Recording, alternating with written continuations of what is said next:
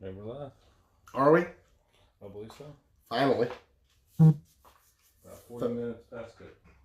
Yeah, that's what happens when you want to do a last second thing. And you wait till the last second to do it. Share everywhere.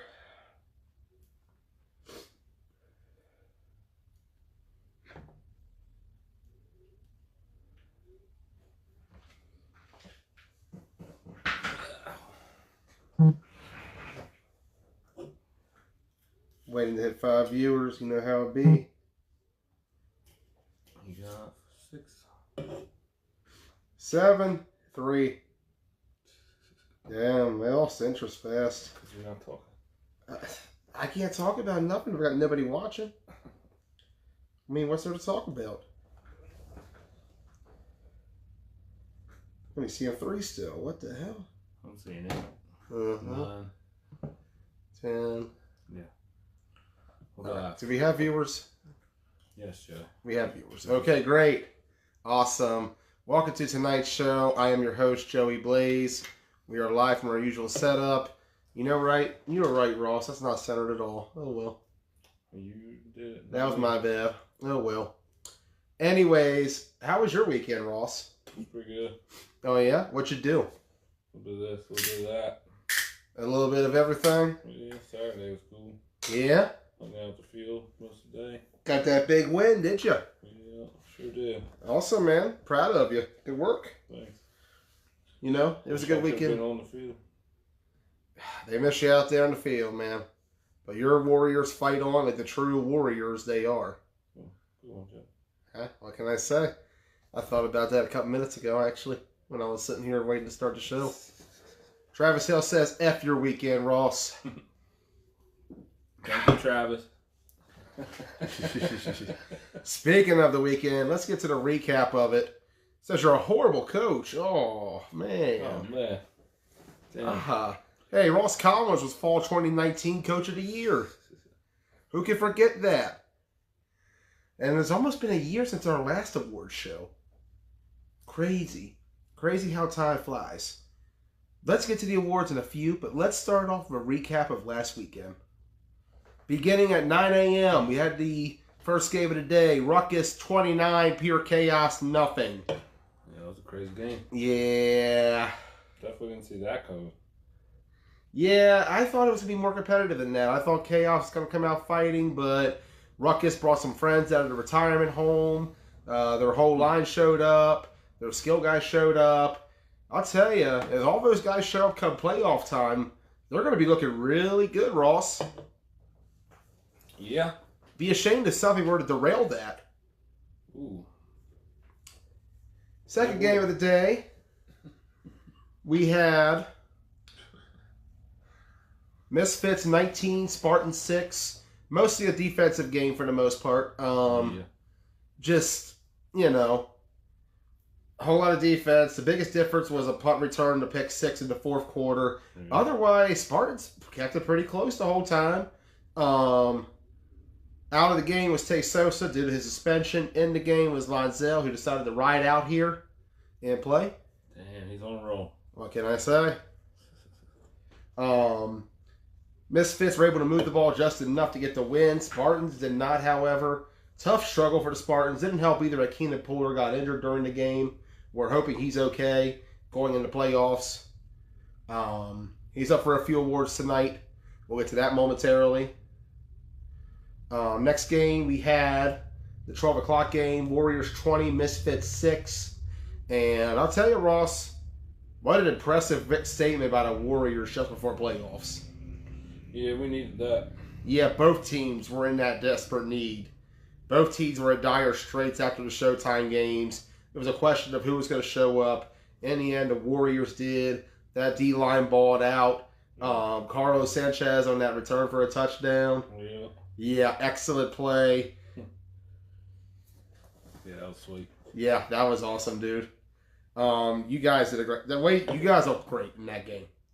Like, fantastic. That looked like the Warriors that I expected to see a few weeks ago. Better than what we saw against Pure Chaos. Better than what we saw against Showtime. Hey Travis, the ref reviewed that play. He said the arm wasn't hit.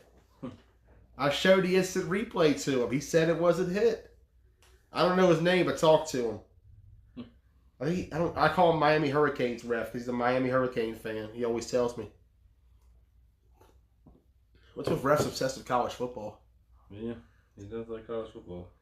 Yeah. I'm calling the refs that don't give a damn. The refs don't give a damn? Mm-hmm. We need more of that. Just don't give a damn, ref. We need more apathy. We need to bring like Ezra. It was a bang play. It's just one of those plays, you know. It happens. It was a big difference. The Warriors got the win nonetheless. Congratulations to the Warriors on their victory.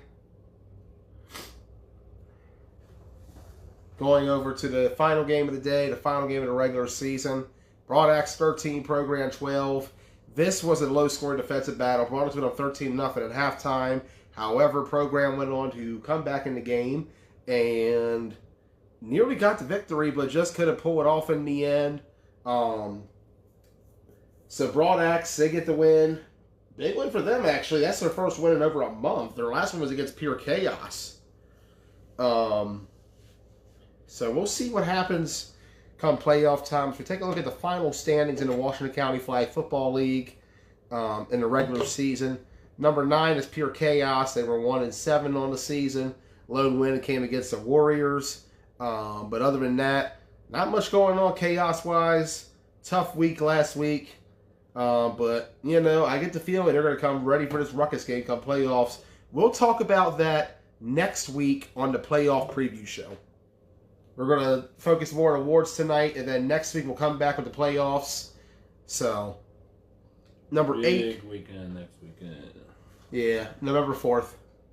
So after that, we have number 8, Ruckus. Ruckus finished 2-6 on the year. 2 wins were against Chaos at Broad Axe.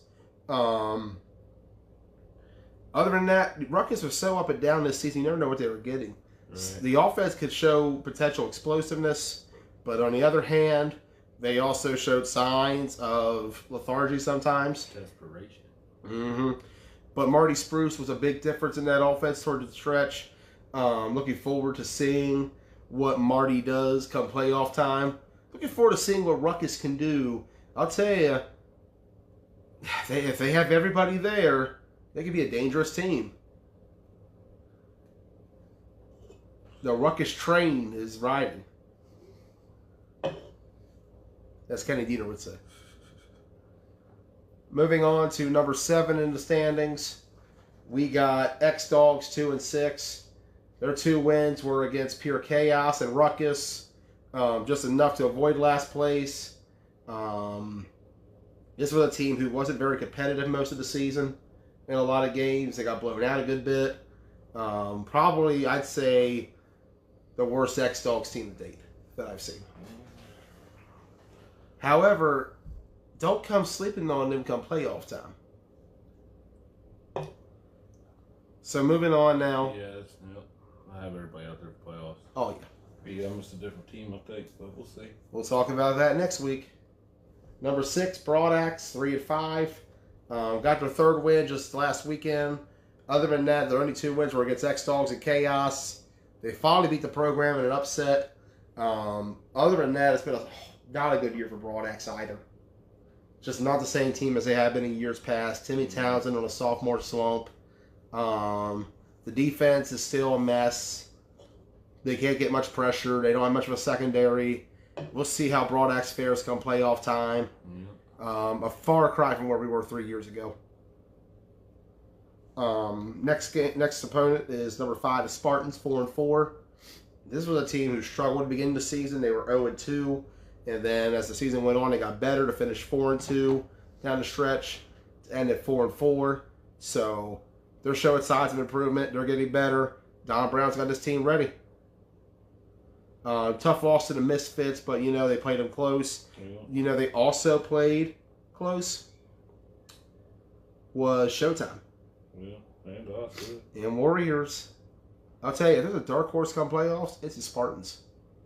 Might be. We'll see. Going to number 4 right now is the program.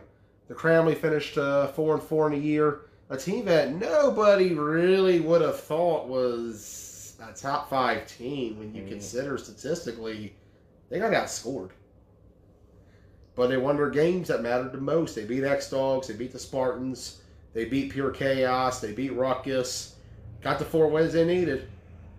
So here they are, they're number 4 seed coming in. Can the program get back to the Final Four? Number 3. We got a real good one. We got the Misfits, 6-2.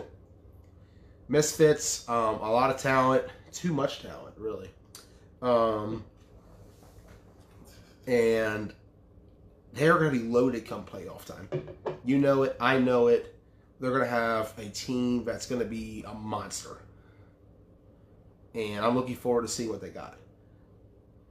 Because if they get all those guys there, that's going to be an army.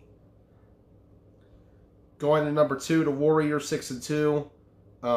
You guys finished the same record as last year. You only fell twice to Showtime and Pure Chaos. You don't like hearing that, do you? Nah, man, it's a bad day. It was a very bad day. Have one of those days. Tis what tis. Bad day for you, Ross Collins. But a good day for Chaos. But the Warriors, you know, they bounced back against Misfits. They showed they could still hang. I think there'll be 5 cup playoffs. Just got to come through the Warrior way. Yep. And number 1 in the final standings is Showtime. They finished 8-0 on the season. Chris Boone, once again, undefeated in the regular season. Has not lost a game in the regular season in Washington County. His last loss, in fact, in WCFL play was July 2018 to AFN. So we're nearly at 2.5 years. And if they make a run come playoffs, he'll hit 3. Almost. By next spring. Son of a bitch. So, anyways, that is the final regular season standings. We're going to move on now to the final team stats for this season. And forgive me for the way I sound tonight. The allergies are getting the best of me right now. Trying to feel better, though. See, and of course I try to pull a page up and Facebook's tab decides to die on me. Hold on. There we go. So we're going to post the scoring offense. Here it is.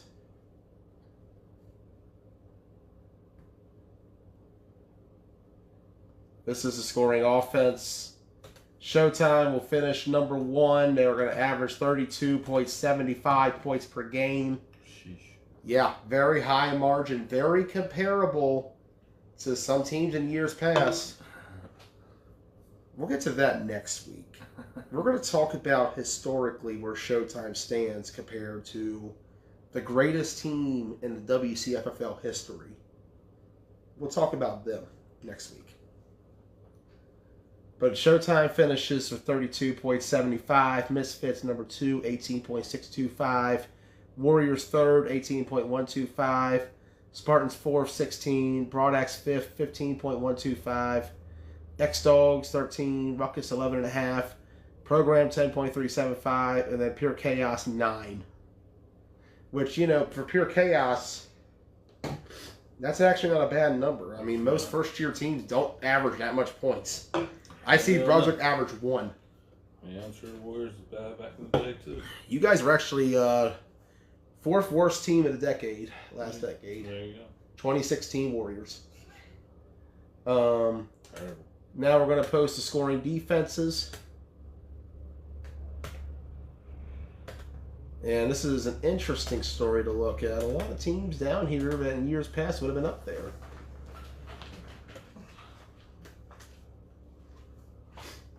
Here we go. First place in scoring defense is Showtime, 5.25 points per game. Second is the Warriors, 11.75. Third is the Misfits, 11.875. Fourth is the Spartans, 13.25. Fifth is the Program, 14.875. Sixth is Broadax, 18.625. Seventh is Ruckus, 19.625. 8th is X-Dogs, 23.75. That is a plus 14 from last year. That means they are surrendering 14 more points per game than last year. That is the largest turnaround negatively I've seen for one team in 1 year. Crazy. So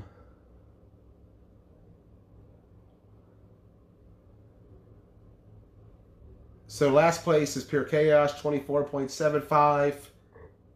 With that, we'll take a look at the scoring differentials.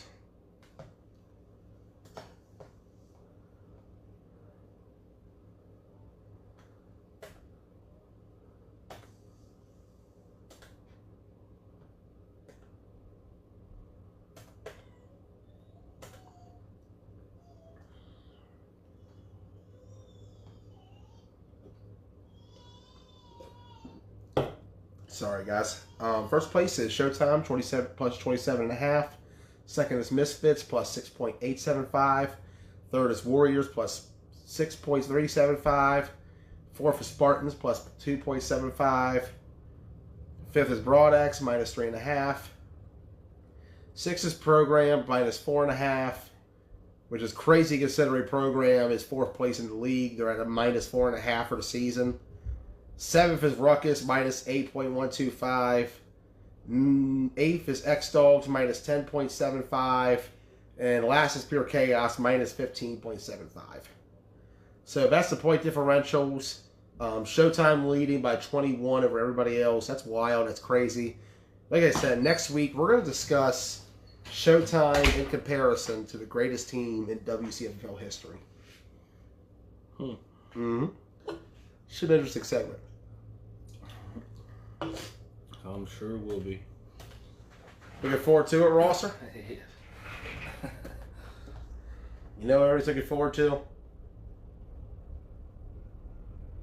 Awards. Yeah. So, what I did for this year is I made a fuck ton of awards. Because, you know, got a lot of categories. I have consulted captains. I've sent them out a ballot. I had feedback from some. Didn't get a lot of feedback, though. It happens. I just went with my own personal nominees as well as with a lot of suggestions from other captains. So this is kind of a collaboration, but most of all with my personal awards. I just want to take ownership of it. So hate all you want, love all you want. Just, you know, we're just doing this for fun. Do whatever the hell you want, but this is what you're getting. It is what it is. This is what it is. Starting out, Comeback Player of the Year. Comeback Player of the Year. We're going to talk about all three of these players and the comeback of injuries they've had to come from. This is usually reserved for players who suffered a season-ending injury or a bad injury and have to come back from it. It's a tough category. You're already a candidate potentially for next season. We'll see about that. Damn it. Anywho, first nominee is Matt Eisenberg of the X-Dogs. He suffered an injury at the Winter Chiller last year. A very rough one against Team Blood Talk. There was a lot of question of if he's healthy or not going into the season, but he played his way through it. It wasn't one of his best seasons, but Matt came back still at an older age. He's still fighting, still playing. He did show, that Ruckus game, he was on fire. That Chaos game, he led the comeback. Like, Matt's shown flashes of greatness at times this season, but, you know, X-Dogs has struggled. That said, he's a good nominee for this. The next nominee is Sean Parker. He got injured last year in Adrenaline Rush, midway through early on, I believe, sometime during the season. Missed the championship game and everything. Wasn't really there for it. Came back this season for Showtime, and he has balled out completely. Like, this guy has been an absolute beast. Statistic-wise, he makes a very strong case because he's putting up the same numbers he has before. He definitely is playing on a higher level, and it gets him a lot of strong contention. Yeah, I would say so. The last nominee is RJ Hilliard, Pure Chaos. We talked to RJ last week. We interviewed him on the show. For those who don't know, RJ suffered his second heart attack last year at Greencastle against the Red Knights in a game in which he was putting up a lot of great numbers. Like, he was actually, they were in that game. Like, he had scored 2 touchdowns. He was driving for a 3rd touchdown, and then it happened. And he was taken to the hospital. He did not play another down that season. Didn't play the next year or next season after that. We didn't really see RJ around until he showed up at the Team Blood Talk practices. And, he was there, and he was getting in work. He was working with Boone and everything else. He got introduced to Pure Chaos along the way while he was hanging out with us. He got acquainted with those guys, passing the ball around and everything else. He wasn't on the roster at week 1. We didn't see him there, but he came in about week 2 or 3, and worked his way back up the depth chart. And we saw clips of him in practices they had. He literally was looking fantastic. When he came back, he had put on some weight, I will say. I never seen him weigh anywhere close to 200 pounds. He's always been a small guy as long as I've known him. And I've known RJ since I was a kid. He came out there. He was practicing his ass off. He was making plays. And just the fact that he managed to come back from his second heart attack. He became starting quarterback for Pure Chaos toward the end of this season after Devin Redmond's injury, and nearly beat the X-Dogs along with help from Houston and the other players. He's done a good job there, stepping in, playing his part. And the fact that he came back from his second heart attack, I have to give it to RJ Hilliard. That takes a lot to come back from. Yeah. Especially when it's not your first, but your second. All right. And he's put in the work to do better since then. I don't know if he's watching right now. This is your part where you go over and check Ross. If he is, we're going to give him an interview.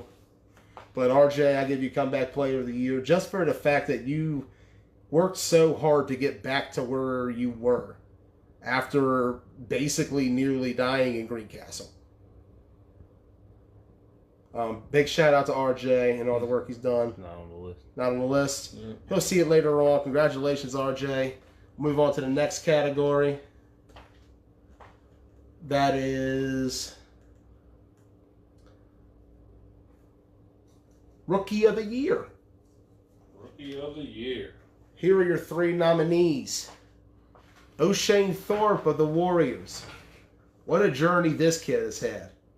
Senior year of high school gets cut off due to corona hitting and everything else.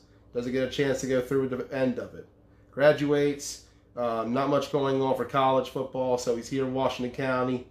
Just turns 18, fresh out of high school, joins the league. 2-way player, dual threat. He has balled out in every game. He is just excellent, man. O'Shane has done great work this season. He's young. He's starting to get circuit work on top of that. He played in York a few weeks ago for Rampage. Gotta love this kid. He is fantastic. The next nominee for Rookie of the Year is Houston of Pure Chaos. Had my eye on this kid back in the summer during Corona camp. He was putting in a lot of work for the Killer Bees at the time. Thought he was gonna make a big splash early on, and he has. The kid has shown he can do a lot of things. He's an excellent player, great 9-man rookie. He has definitely stepped into the role for Pure Chaos and is the heart and soul of that team. And the last one is Ed Quan of Misfits. He had made his debut, from what I was told, down at Nationals. That was his first tournament. Joined the WCFFL this year, so this is technically his first year still playing in flag, or 9-man, I should say, specifically. Put in a lot of work, balled out on both sides of the ball. Ed Quan just did fantastic. Another guy on the circuit. It's tough, man. This was a hard one. This was a really tough one to make. But I think I'm going to go with O'Shane Thorpe of the Warriors. I agree with that. Yeah, I think O'Shane has earned Rookie of the Year. This was tough, man. Between him and Houston and Ebb, those three are ballers, and the Magic getting him on the same team. Yeah. That's where you check again. You just might as well stay there, Ross. I'm just telling you now. Hold on. I don't think I saw him. There he is. Want to try at him? Try to add him.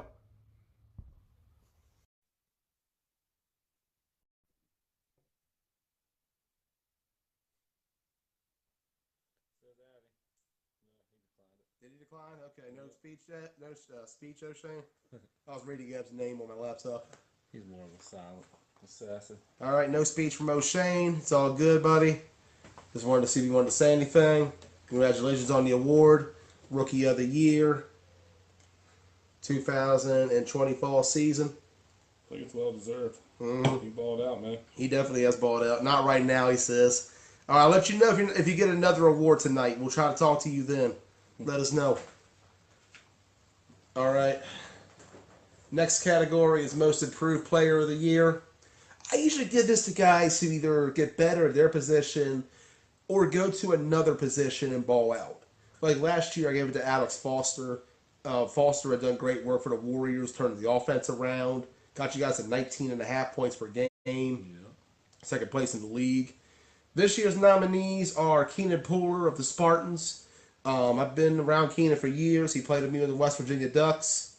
I will say this is the best season he's had since that first season he had with us back in 2017, where he helped beat TNT.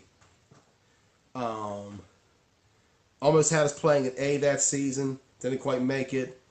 He's had a couple of years where he's been a journeyman program. Top Gun had him. Now he's with the Spartans in a starting role. Took over that role last year.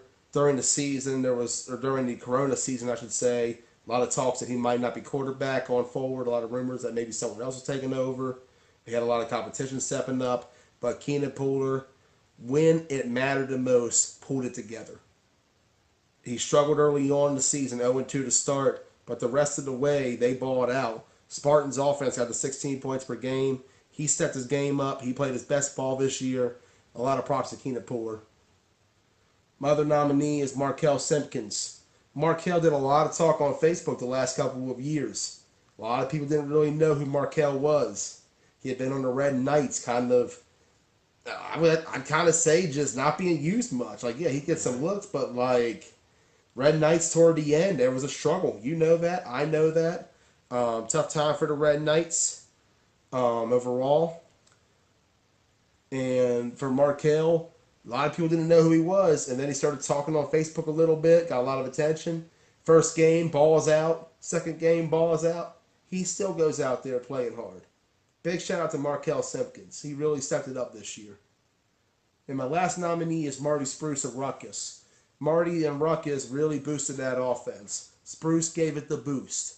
And honestly, it was the best ball I've seen Marty play, and I've watched Marty play for many years in this league. He stepped it up big time as a quarterback. They ran that Justin Fox style of offense, and they nearly put up about 20 points per game with Marty back there in like his 4 starts, or his 4 times playing. Great job for Marty. Got him to the playoffs. Looking forward to seeing what he does with them. But I'm going to have to give the award to KP. KP really stepped it up this year. He was a big-time leader for the Spartans. He played his best ball. He beat Broadax and X-Dogs for the first time. Got him to 4-4 after his tough start. And honestly, who knows what's going to happen against Misfits and not for the injury. That really hurt the team, really hurt him. Hopefully he feels better come playoffs. Keenan, we're wishing the best for you, bud. Not on there? Good to go. We'll move it on. Coach of the Year now. I usually give this to the guys in charge of the team, you know, the guy who's in charge of X's and O's and everything else.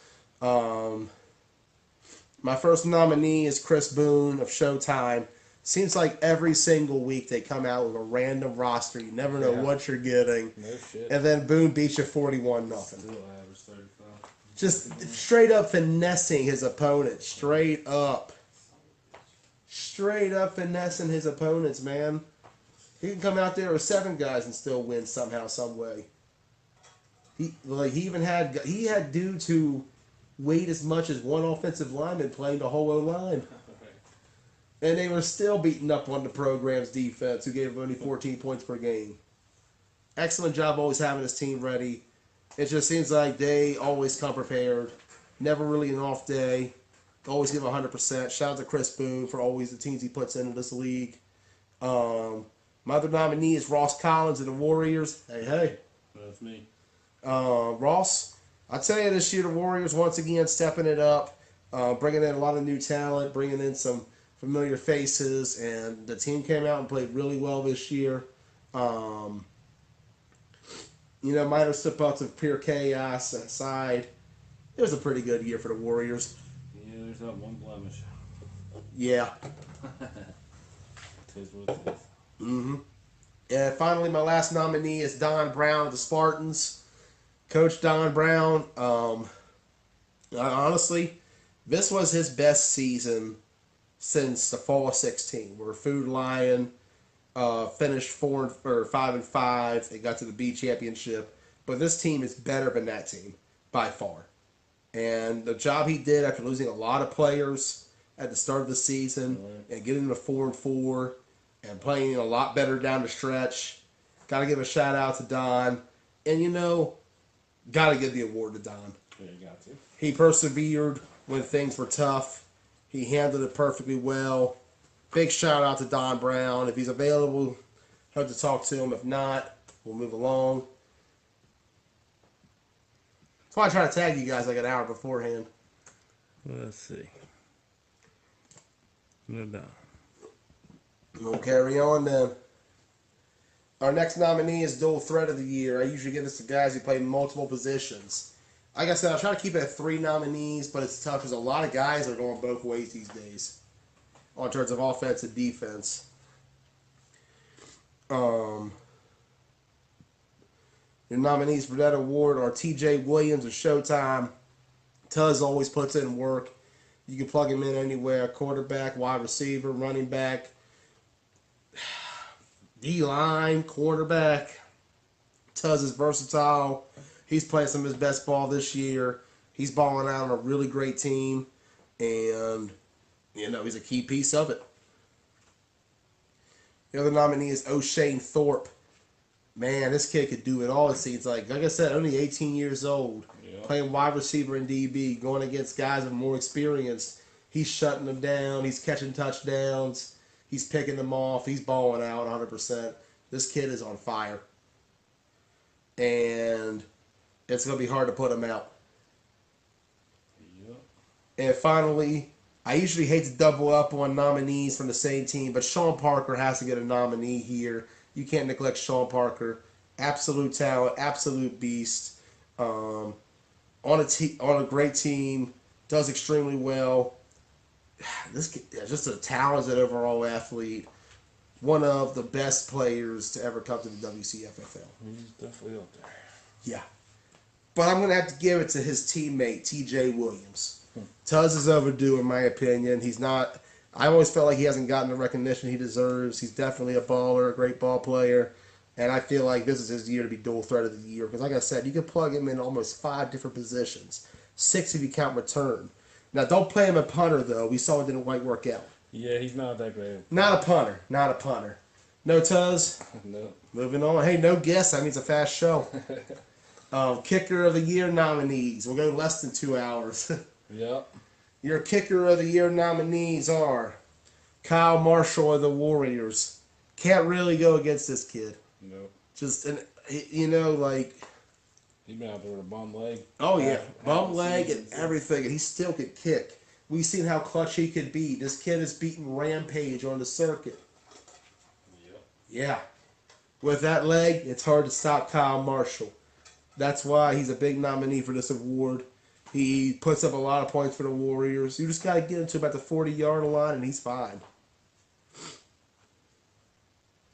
Dual threat, in my opinion, in this case, Planting means guys you can plug in multiple positions. TJ hasn't played much defense, but as like I said, he could definitely play that side of the ball. He's definitely shown it before. But he's played quarterback, backfield, wide receiver, technically running back there. All-around weapon, man. Another nominee for kicker of the year is Brian Swiger of Ruckus. I think Swag had one of his best seasons this season playing for Ruckus on terms of kicking. Like, he did a lot better this year. He's starting to get it down. He's definitely shown he's got the leg for it. He's improved a lot in that regard. Big shout out to Brian Swager, deserving of this nomination.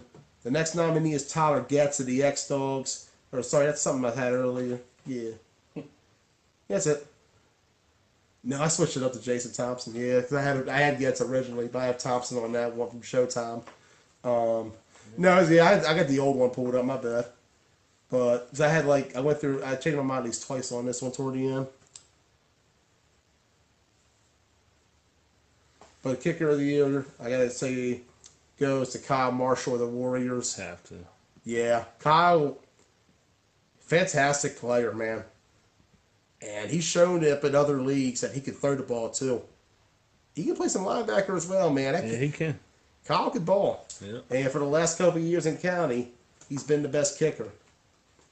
Give it to him. Big shout out to Kyle Marshall. D Lineman of the Year. D Lineman of the Year. This was tough. This is some good competition. First nominee, Todd Washington, Showtime. Absolute beast. He was. Hard to contain, hard to stop, man. He really balled out this season. Next nominee is Ryan Lewis of the Warriors. Louie, what can you say about him, man? He's ridiculous, bro. Trench leg. Yeah. He's a small, scrappy dude. He's always putting up a fight like he's a 300-pound monster. Who has played in jeans and boots and ain't got sacks before, so. He's the OG in jeans. Just saying. Glad he's on my team. I don't have to worry about blocking. And the final nominee for D Lineman of the Year is David Butler of the Misfits. Absolute monster. He recorded up to 15 sacks in the first few games of the season. Yeah. He was tearing up O-lines all year. Absolute beast. I lost track of the amount of sacks he had. I feel like he had at least 3 or 4 a game, it seemed. Mm-hmm. And that's why I got to give it to David Butler, man. Mm-hmm. He's just been a monster. I know you disagree. You're all about Louis, but I'm going to go with David Butler in this one. I do disagree with that one. Do you disagree with that one? Yeah. Is he there? You going to check? Or? Oh, shit. That's why I keep telling you, you might as well sit there. You keep walking back. You're putting more strain on that knee, buddy. Yeah, I'll be alright. You don't need that.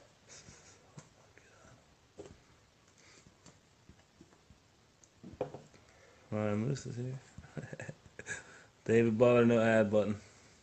Oh, well, can't get him in. I got to move on then. I don't want to go through the exit stream re-enter thing. Maybe do it. Perhaps get back in a minute. Because you are up for other awards too, David. So we'll see. DB of the Year. Always a tough category. A lot of great defensive backs in our league. Your nominees for DB of the Year are Tyler Spencer of the Warriors, who this year had to step up and not just lead the defense, but help teach a lot of younger guys around him. A lot of young kids on that defense. You talk about O'Shea, you talk about Elijah Keys. Don't get me wrong, they're good players on their own, but you got out there, you see what they could do. They absolute ball out, the DBs on the Warriors. A lot of that's from Tyler's leadership, and Tyler himself, he's played a great season, man. Yeah. Yeah. Balling. What's that? Balling. Balling, yeah. Warriors defense running 11 points per game. Went out there and played in shoes Yeah. for a little while in one of these games. So. You've earned those Converse, right? Yeah. Or Tatum Riley. Maybe he's Tatum Riley. We'll find out. The other nominee is Brandon Cato of the Spartans. He just balled out again like he does every year. He deserves the recognition he gets. Just an absolute great player is Brandon Cato. It's hard to overrate this kid because he's just fantastic on the ball. He does a great job in coverage. I don't think he was scored on all season. Like, he played excellent on a Spartans defense that has absolutely played great ball all year.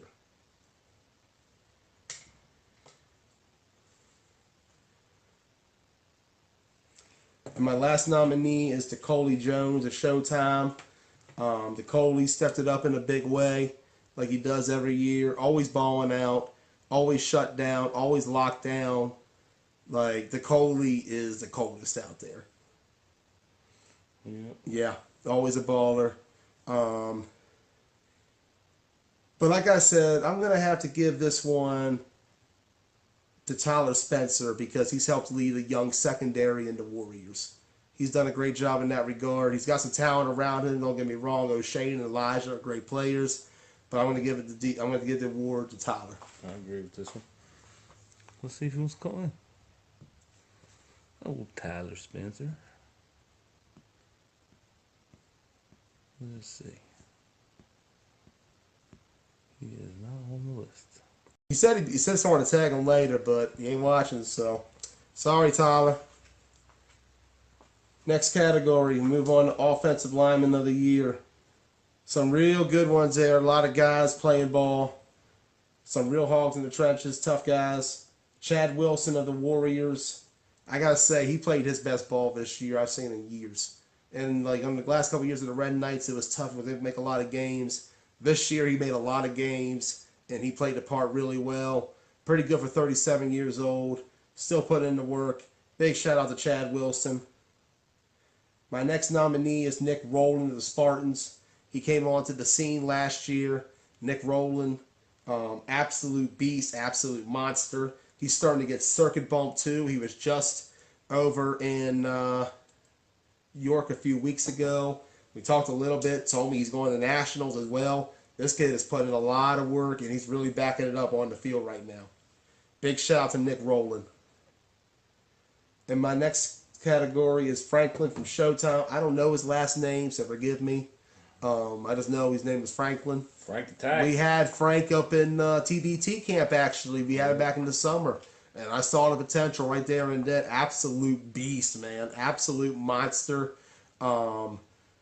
It's a shame he didn't play the whole season because I feel like that affected his resume to me a little bit. But in the games he was in, he was just unstoppable. Walking around, he's smoking, he's hot, he's on fire. Frank the Tank. Frank the Tank.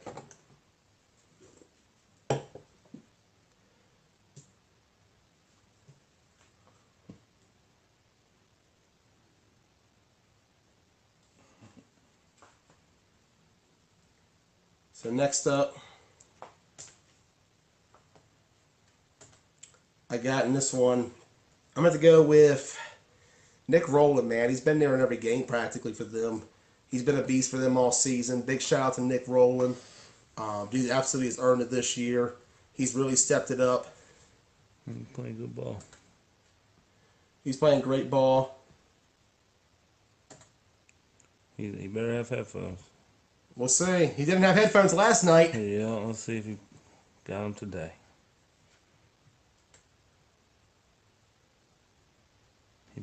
He declined. Nobody wants to talk to you about your awards, Jay. That's cool. I don't mind. Like I said, the earlier I'm done, the better.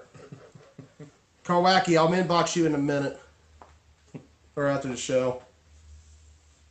It was tough, man. Next category is Offensive Skill Player of the Year. First nominee is Cannon Hall of Showtime. Can't say any more about Cannon. Cannon's an absolute monster, an absolute beast. We've seen what he can do from the beginning from this league. And early on, he was voted as the number 3 best running back in county his rookie year. And he turned into one of the best receivers in this area, let alone perhaps in this country, really fast. Comeback Player of the Year last year. Great work. Balled out again this year. Hard to guard him, man. Hard to guard CJ. Next nominee is Eb Quan on Misfits. Eb's a beast. He's a monster. He's hard to catch. Speedster. He's got a lot of. He's tall, physical, great receiver all around. He's got the skill set. My next nominee is Sean Parker of Showtime. What can we say about Sean Parker? Absolute beast. Absolute monster. We already talked about him earlier. I picked him up already. Do it again.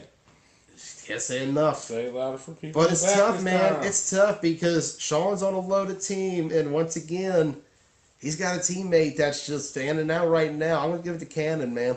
Yeah. Cannon is just great.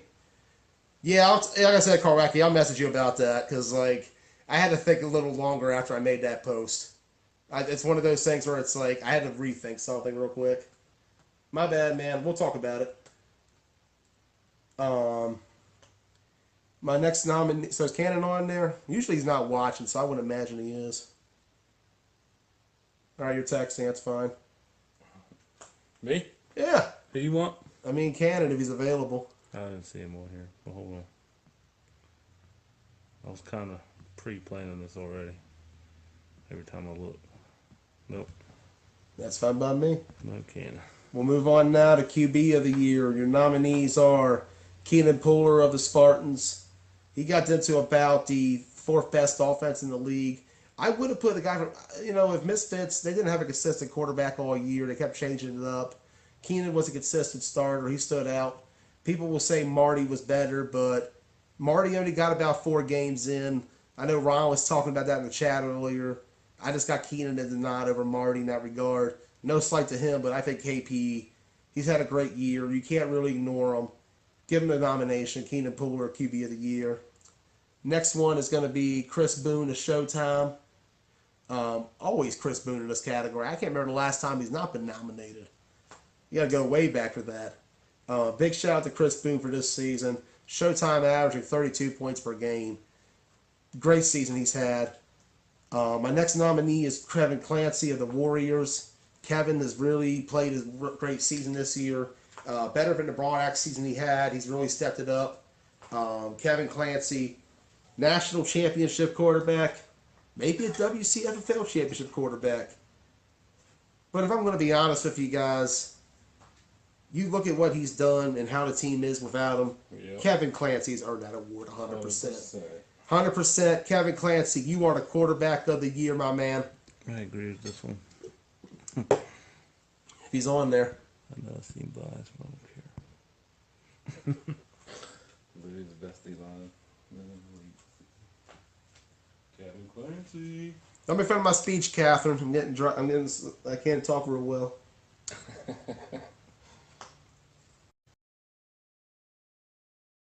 There it is. Quarterback of the year. Hey, give me a second. I gotta fix my headphones. You're good, man. Sounds good. Keep on. There you go. He's still. I see him, but I guess like he. I don't know.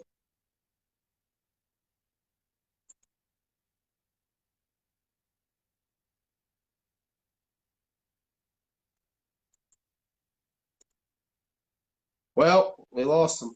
Yeah, man. I was seeing an exclamation mark. Think you were fine, Clancy. Clancy, you're doing all right. It wasn't bad at all. They gave him dice boot. Bye. the one Collins we had. Yeah, it happens. Like I said, I just means we've done the show quicker. Shaw says he ain't blocking for Cannon no more.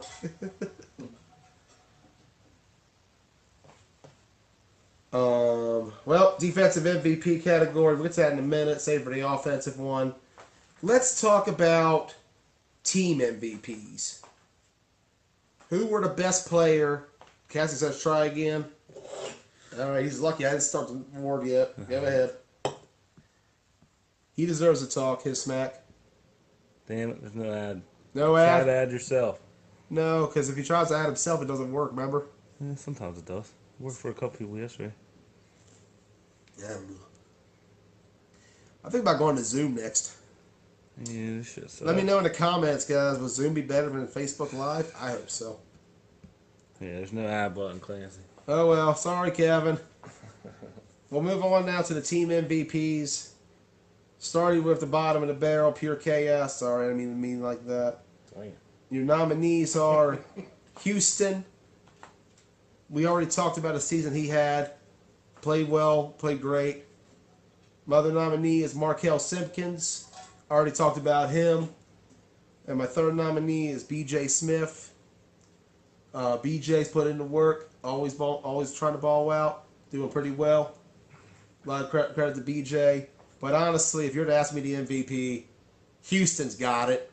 Because every time Houston's playing, everybody's got a problem. And this kid could play anywhere. QB, center, wide receiver, DB. He's a monster all around. Houston, you are the MVP of pure chaos. Ross, you know what to do. I believe he is on here. He was on earlier. He might have got upset about not winning Rookie of the Year, but you know, It's not us, Boone. tough competition. It's not us, really. He can't. It's actually like the literal, like Facebook won't let us add him in. Yeah. You know how dumb Live is, Boone.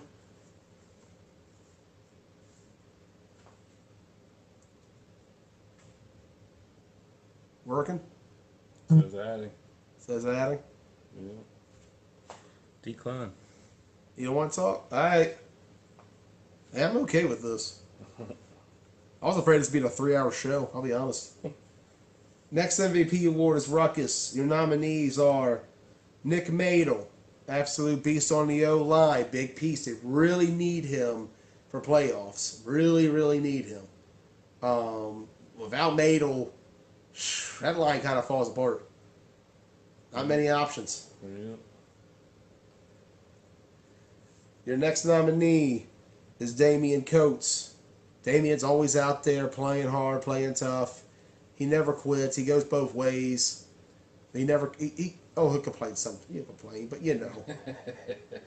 Oh, he'll definitely complain. You know. But you know, Damian plays hard. He plays tough. He's a good guy. All-around player. Face of the franchise, to be honest. Deserves a lot of credit for what he does for the team.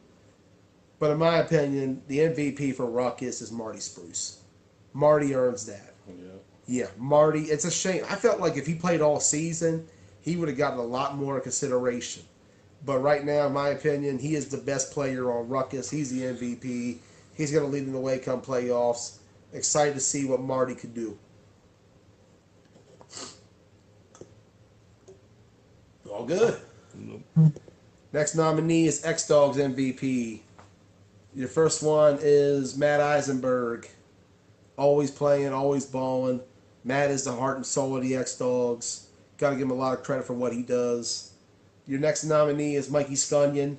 Mikey Scunion, you know, what can we say? Andy's all reliable back in the day. Now he's all reliable for the X-Dogs. Very consistent at receiver, always plays well. Absolute baller.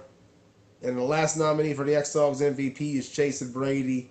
Jason has to go both ways. He plays tough. He plays hard. He puts in the work. Excellent lineman, one of the best in the country. But overall, if I were to give an MVP award, I got to give it to Mikey Scunion. Mikey Scunion has caught a majority of their touchdowns. He's gotten open when needed. He's had a great season. He's in the best shape of his flag career. I've seen it at least in years. Big shout out to Mikey Scunion. Really excited for the things you did this season. Congratulations, man. I don't know if you're watching or not, but if you are, then hell yeah, good job. Good work.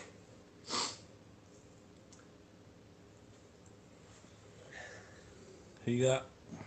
He's not on here. All Japanese characters. Yeah, I would remember seeing that. He ain't on Yeah.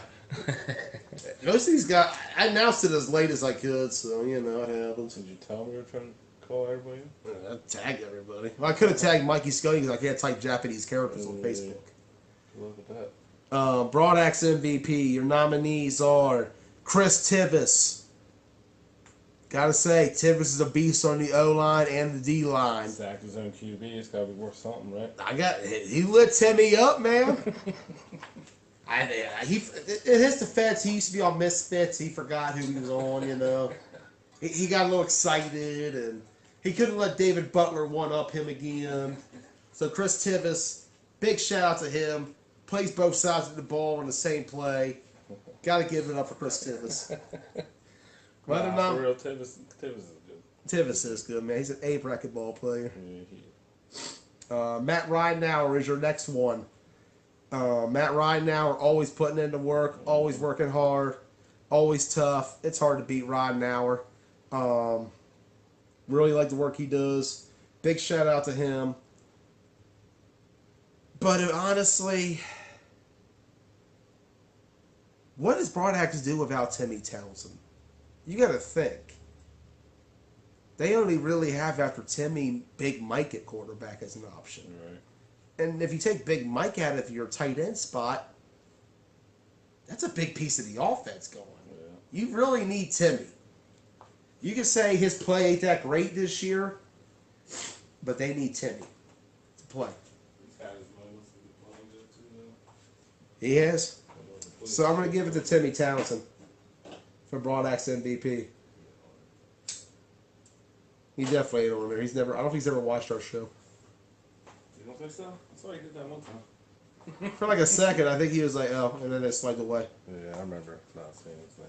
Our next category is Program MVP. Your nominees are Patrick Freedom. Absolute beast on the D line, man. He's a pain in the ass down there. He's hard to. It's hard to block Pat Freedom, man. He's been a great player for them all season. Always balls out. Hard to stop Pat. The other nominee is Ant Smith. He's played all sides of the ball. He's moved around a lot. Quarterback, wide receiver, DB. Big shout out to what he could do. Ant's talented, man. He really is. And the third nominee is Malcolm Gaskins.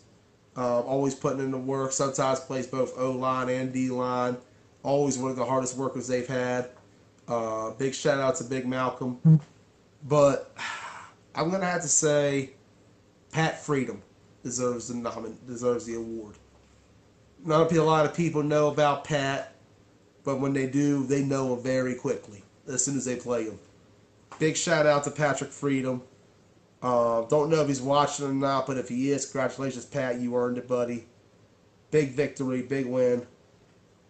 He's another little silent assassin type. Doesn't talk too much down there. Just puts in the work. All the time, man. All the time. It's a shame. I think he got injured a few weeks ago. He hurt his shoulder in the game. Hope he's doing all right. But Pat Freedom, big part of that defense. Next one is Spartans MVP. Your nominees for that one are Dakota.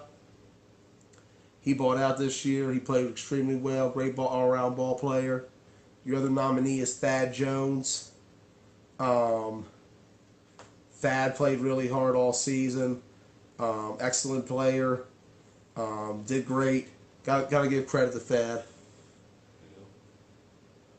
But Keenan Pooler,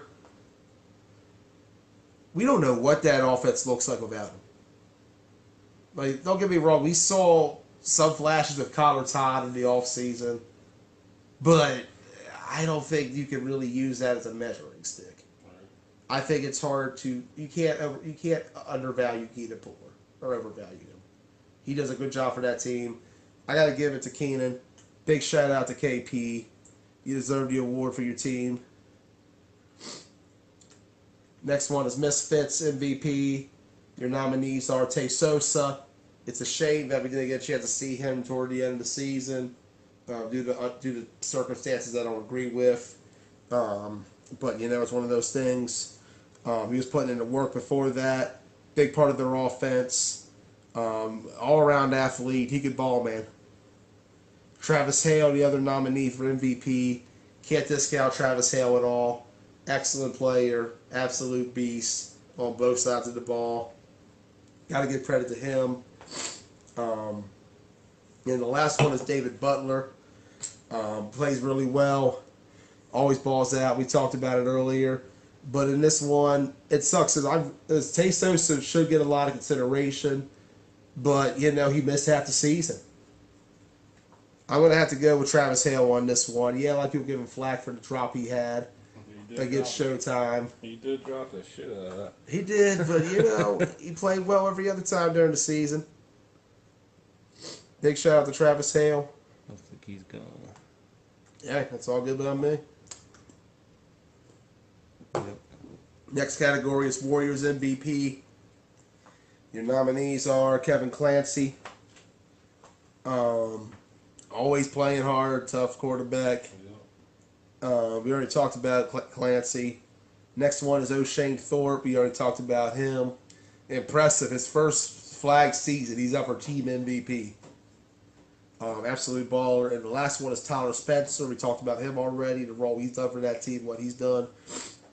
And I apologize. I'm really congested tonight. Trying to get through the end of this show. But overall, I'm going to go with Clancy, man. I saw what that team looked like without him, and honestly, it wasn't good. Like, you guys struggled without him. Him and Tyler, man. Yeah. Like, absolute great work. Is Clancy going to get on this time? It's at him. Is it?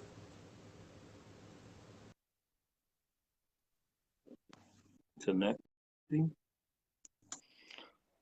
There he is. There he is. Yo, what's up, man? Not much, bro. How are you? I'm just chilling. Enjoying hearing all the stuff about different people in the league. It's good stuff. Recognizing everybody. Thank you, man. Thank you. We're here to give the credit to where credit's due. Big shout out to you, Kevin Clancy. You went out there and you played excellent all season long. You were a big critical part of the Warriors offense. You made the impact that we knew you would make. Big shout out to you. Your impressions of the 2020 season? Oh man, I was going to comment and put Tyler or Shane. Those two play their ass off. Tyler, we would be nothing without him on our defense. He pretty much runs everything. Defense really stepped up this year, so you can see with the numbers and whole misfits to 6, and defense did a great job. And Shane's done everything, so got some dudes around me, and it was just nice to be able to fill in a spot where they were hurting a little bit. Yeah, and we saw what you did all season, averaging over 20 points per game. You led the offense the whole way through. Excellent job, Clancy. Anyone you want to thank tonight? Anything you got to say? Nope. Ready for playoffs, man. It's going to be exciting. We'll talk next week. Absolutely. All right. Congratulations, Clancy. You deserve it. Appreciate it, man. Right. Appreciate you. And our final team MVP category.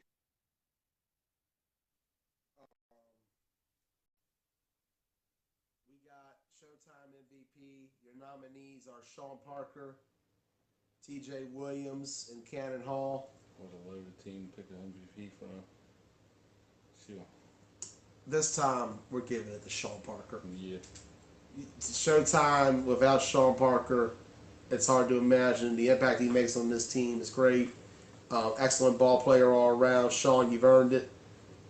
He just literally tuned in, too. Yeah, no ad button. No ad button? He's on the list, but no ad button. Sorry, Sean. That's Facebook Live for you. He did earn it, though. He did. Moving on now Out there calling the shots and everything. to defensive MVP. I won't go into detail on everybody because I've already talked about everybody. So here's my nominees for defensive MVP. I got Coley Jones, Showtime, Tyler Spencer, Warriors, David Butler, Misfits. My personal choice on this one, I'm going to go with Coley. Got to give it to Coley. He had an excellent season. He balled out yet again. Back-to-back defensive MVPs. He's definitely earned it. Great work all around. Congratulations to Coley. You earned that shit. Let's see.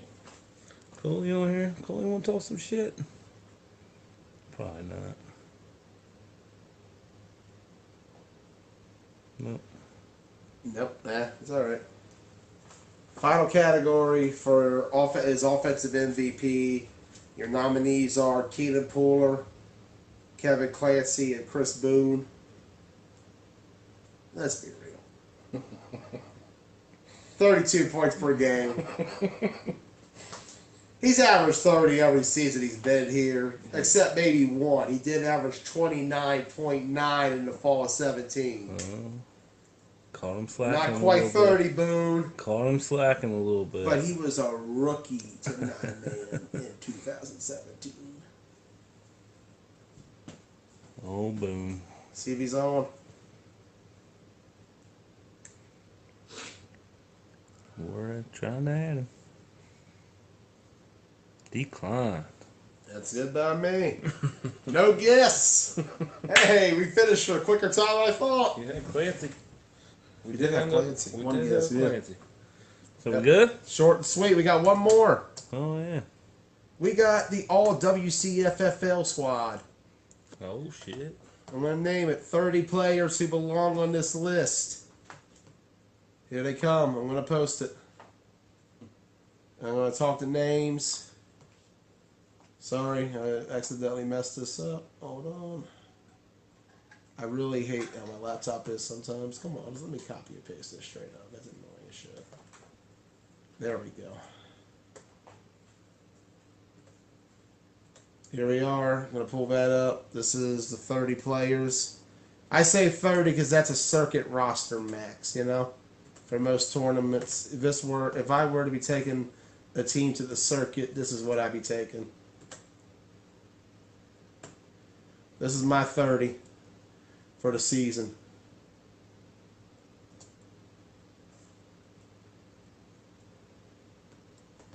They're all waiting for it.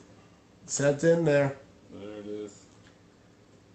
2 QBs I selected: Chris Boone, Kevin Clancy. 6-0 linemen: Chad Wilson, Nick Rowland, Franklin, Jason Brady, Ron Ross, Chris Tibbs. Skill guys: Cannon Hall, Sean Parker, Wayne, TJ Williams, Ebquan, Thad Jones. Defensively: D-line, Todd Washington, AJ Reynolds, Lance, Ryan Lewis, David Butler, Nick Karwacki, Sean Moats. Linebacker / DB: Tyler Spencer, Nicole Jones, Brandon Cato, O'Shane Thorpe, Travis Hale, Lucas Hall, and I'm going to go black in the middle. Kicker, I'm going to go with Kyle Marshall. Punter, I'm going with Carlos Sanchez. And that's my 30, and that's my show. We'll see you all next week for the playoff preview. Good night, everybody.